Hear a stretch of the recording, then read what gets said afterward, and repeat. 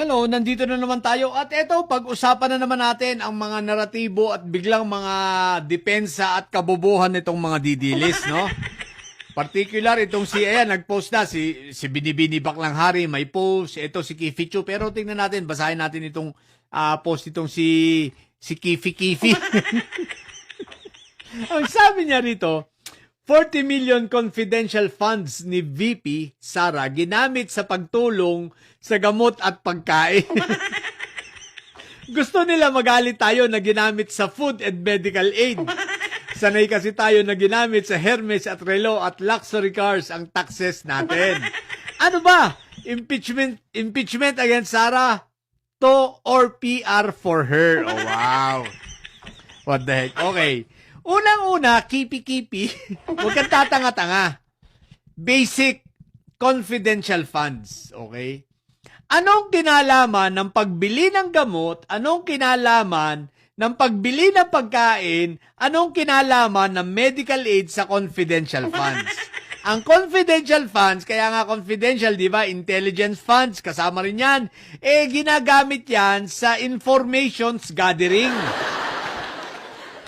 Ngayon, anong kinalaman ng pagbili mo sa butika ng Biogesic? Anong kinalaman sa pagbili mo ng Alaxan? At anong kinalaman na bibili ka ng Orocan? Kung di ka pala naman bobo, ano yun? Bibili ka ng Orocan, magbi-medical aid kayo para may upuan at may lamesa tapos ibabahagi ang gamot. Ganun ba yun? May ibang budget na pinagkukunan para sa mga yan. Okay? So kayo, palusot na naman kayo, yung katangahan ninyo, kabubuhan ninyo, kailan pa naging pambili ng gamot ang confidential funds? Di ba? May budget para dyan, hiwalay. Tsaka kung kailangan ng mga gamot, punta kayo sa DOH. Hindi, manghingi lang kayo, mag-request lang kayo sa DOH, hindi yung, o kaya kung gusto nyo ng pambigay ng pagkain, nandiyan ang DSWD. Anong kinalaman ng confidential funds na gagawa kayo ng sarili nyo gastusin? Tatanga-tanga ka na naman. Tapos sasabihin mo, gustong magalit ang tao. Paano gustong magalit ang tao? Confidential nga eh. Sasabihin nyo, paano magagalit ang tao? Bakit? Pinakinabangan ba yan ng tao? Kung yan ay confidential funds, sinabi nyo, binili ng mga gamot, bakit? Pinamigay ba yan sa tao? Paano naging confidential yan kung pinamimigay nyo sa tao? Ang bobo nyo lang. Pangalawa, di ba? Ibinili ng gamot at ng mga lamesa at pinamahaging pagkain. 40 million? Ang sabi nyo ba in 11 days? What the heck? Ano ba talaga? Di ba? 40 million, ano ka? Magtatayo ng sariling pharmacy?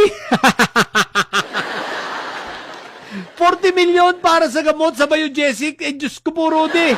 Magkano ba isang Biogesic? Magkano ba isang Alaxan? Ano ba yan? May mga ooperahan ba dyan? Ano bang klaseng gamot yan? Pagkamamahal naman, ano bang klaseng lamesa yan? Nara ba yan? Alam ko, mga Orocan. Pero ang tanong, meron ba talagang binili? Bakit puro acknowledgement receipt? Alam nyo guys sa totoo lang ang pinapahamak nitong mga ito sa kabubuhan nila, pati yung mga pinagbilhan kung totoo meron bakit? Bawal sa ating batas ang hindi mag-issue ng resibo, lalo na't ganyang kalalaking transaksyon. Ang acknowledgement receipt, nakikita ko lang yan sa tagal ko sa corporate, no? Sa tagal kong nagli-liquidate at yung mga tao ko nagli-liquidate, ang pinapayagan lang namin na acknowledgement receipt kapag kumakain sa mga karinderya, kapag bumibili sa mga sari-sari store pang emergency. Pero as much as possible, kapag ganyang nililiquidate, hindi pwedeng walang resibo yan. Bakit? Syempre, isasabit mo sa BIR yan as expenses. Pag isinabit mo yan sa BIR, kailangan may resibo yan. At the same time, mapapahamak din, bawal sa ating batas na yung mga pinagbibilan ninyo ay walang mga resibo. O di ba nga, maliwanag naman yun, nakalagay naman yun sa may, anong tawag dito? Sa may OPS itong OPS nga ba yun? O itong sa cashier, di ba? Nakalagay sa harap doon, bawal ang walang resibo, kailangan humingi ka ng resibo. Tapos ganyang kalalaking transaksyon, anong tawag nito? Acknowledgement receipt. What the heck? Sinong tatangahin nyo? Tapos sasabihin nyo, sige nga, kung ibinili ng pagkain, sa bagay, darating tayo ron. Kung talagang binili ng pagkain, palagay ko may mga senador dito na magtatanong kung kaninong tindahan ito pinagbibili. Sapagkat kung walang resibo, lumalabag sa batas, lumalabag sa batas ng taxation itong mga pinagbilhan. Pinagbilhan na hardware, pinagbilhan na pharmacies, pinagbilhan na groceries. Sa grocery na lang may resibo na yan, automatic, di ba? POS pala, hindi OPS. POS, o di ba? Automatic may resibo yung kahera pag bumili ka sa grocery. So paano mo masasabing acknowledgement receipt? Di ba? Pero ang punto rito, talaga bang dapat yan ay gastusin para dyan? Kaya nga confidential funds. Ngayon, biglang may sinabi siya rito, sanay kasi tayo na ginagamit sa Hermes at Relo at luxury cars. Wow! Bakit hindi mo yan sabihin to sa mga kasama mo na mahilig sa mga pag-alagala? Di ba? Mahilig magbandera ng kanilang mga bags, di ba? Ba't hindi mo yan sa kanila sabihin? Keep it true. Di ba?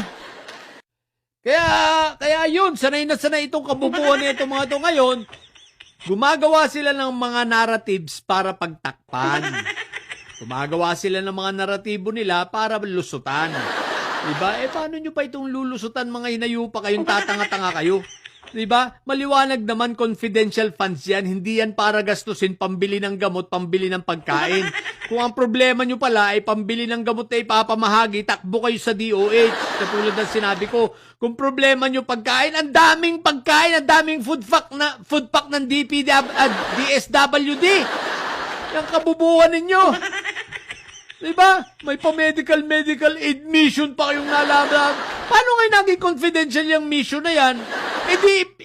Kaya yung mga mission bang yan, confidential ba yan? Di ba inihahayag nyo sa mga tao yan? Tsaka anong mga intelligence gatherings ang makukuha nyo sa pagbili ng gamot at pagbili ng pagkain? Baka naman ibang gamot ang ninyong tinitingnan dito. Baka naman mga laboratory na. Nakagaya ng mga sa Davao, laboratory ng mga kalaban ni Inday Sayad. Yun ang mga tinitira. Diba? Kalaban niya. Pero syempre, pagkakampi, bawal. Diba? Pag manangaala Michael Yang, bawal. So, sobrang tanga nitong mga ito, hinayupak na ito. Anyway, guys, paganda ng paganda ang mga darating. Ito, entrada pa lang ito, Nasa simula pa lang tayo ng pagkukross dito, At nako, lubog na. Tsaka si Michael Powa, baka wag natin kakalimutan, Kaya hindi masyado yung maka-object. Bakit? Dahil siya ay may direktang involvement dyan, Direkta siyang involved dyan sa mga pagli-liquidate na yan. Kaya ganun yun. Kaya hindi masyado maka-object. Natatandaan nyo pa ba yung sa Quadcom? Direkta siyang involved, di ba? Dito sa mga liquidation na ito. Kapati nga yung sa AFP, di ba? Direkta siya mismo na may kinalaman dyan. Kaya, naku, puro din. Paano magko-cross-examine yung siya mismo ay may kinalaman? Di ba? Kaya comedy ito, Kaya nga, di ba, dati tinatanong na ng prosecution, kailangan ba ni talagang mag-lawyer dito si Michael Powe, kung siya naman mismo dapat tanungin. Di ba? So, yan ang mga exciting sa mga darating na araw pa ng mga impeachment trial. So, abang-abangan natin. So, yun lang muna ang kabubuan nitong mga hinayupak na ito. Sa mga bobong didilis at may sayad dyan na nyo, ang tatay nyo ay preso, ang bipi nyo ay bobo. Manatili kayo mga bobo at may sayad sapagkat ang may sayad ay laging high blood. Bye!